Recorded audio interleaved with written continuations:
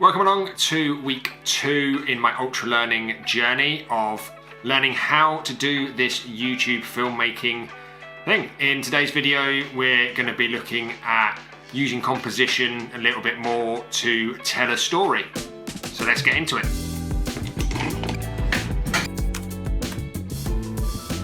For those of you who don't know me, my name's Dan.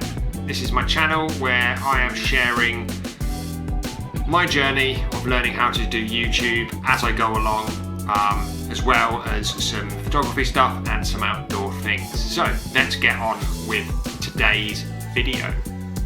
This week I set myself the challenge of creating another short little storytelling piece, as like in the last video, but this time really focusing on changing compositions throughout the video. For this week I focused on the process of writing my shot list for this, and I decided to film a short bit of what we're going to do. Throughout the week I've been doing a bit of research, I've been watching tons of YouTube videos. My 3 favourites from this week are down below in the description. Click through the links if you'd like to see what I've been learning and go through.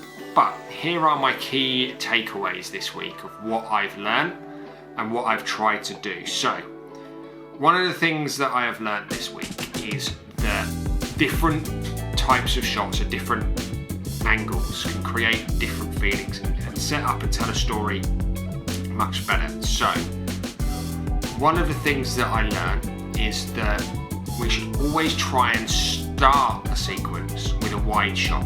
In this first thing, I came up with the idea of writing my list. So what I need to do first is set the scene of getting to my desk, sitting down to write. So we need to know I'm going to be doing this on my desk, so we need to capture the whole desk. You also want to make the first shot maybe a bit interesting to try and grab people's attention, so I thought, how could I do that? And as we can see in this shot, I decided to go for a bird's eye view and capture the whole desk, adding some layers in as well into the frame to kind of give some clues of what we're doing. So I've got my camera here, sat here, give you an idea of this might be about cameras. Got the paper, a pencil, and that's all ready to go. And I come in and sit down, and you can see there's somebody, they're coming through the door, they sit down, and the first thing they're going to do is they're going to sharpen their pencil. So this then jumps into the second scene. So there's some from the videos I've watched this week. So you want to go from wide, then narrower and narrower. But I kind of had to jump in here and add a very tight shot, because as I was watching it, I'd realised when I sat down I'd sharpened the pencil. So I decided to then move on to this next shot, where I focus in on the action of the pencil sharpener. Nice and tight, we can see what's going on, gives us an idea of what might be coming next. So you're sharpening the pencil, you're going to then, what I then need to bring into this, and I felt the story needed, was I needed to put in some kind of feeling and emotion.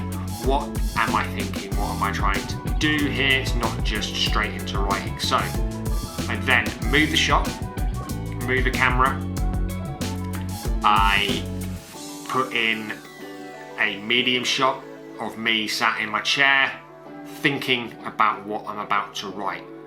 And what I learned this week is you can use the medium shots to really bring in the focus and bring in and transmit some emotion of what's going on. So you want to get that medium shot of the subject filling the frame, using that rule of thirds and points to get you into top third of the eyes, balances the shot nicely, makes you feel connected with the subject, and then focusing on that face to try and understand the emotions that they're feeling. So, not the greatest actor in the world, but I tried to do that shot. So, the next shot I wanted to do is the starting of writing. So for this, I wanted to go in nice and tight and capture that moment of the pencil hitting the page and moving along and writing down something that is interesting,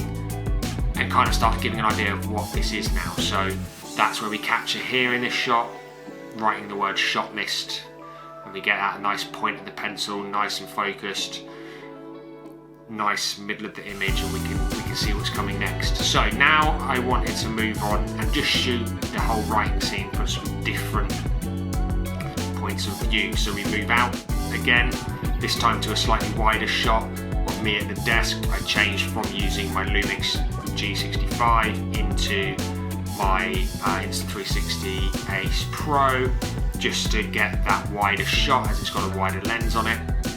And then we move back in to the overhead shot, a little bit tighter this time, so we're going back to the start of the little sequence to get that little bit of symmetry, and then we are looking over again, over my shoulder, watching me write the rest of the list. And then I wanted to finish the piece with a real close-up of what I'd written, and to really get that list home, and you can kind of see the shots that I've done in the list in order. So we can kind of come back and you can go, oh, I've just watched that, and that's nice. And I think I'm quite happy with this.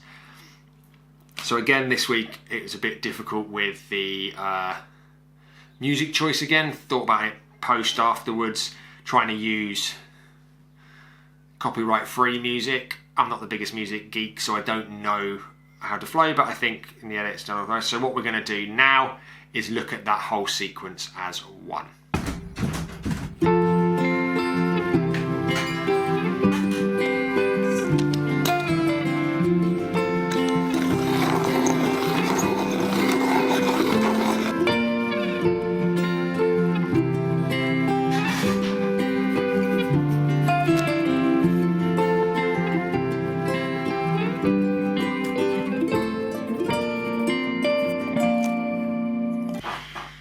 So that was my video. Please drop any comments below, any feedback you have, if you enjoyed it, what you think I could improve on. It's all really helpful. I want to be here to learn and get better at filmmaking. I'm just starting out. I'm just really getting into it and enjoying it, and I hope you can find this video useful. If you do find this video useful, click on this link to see all of my videos in this series, and if you're not already, please like and subscribe, all of those things, and I will see you in the next video.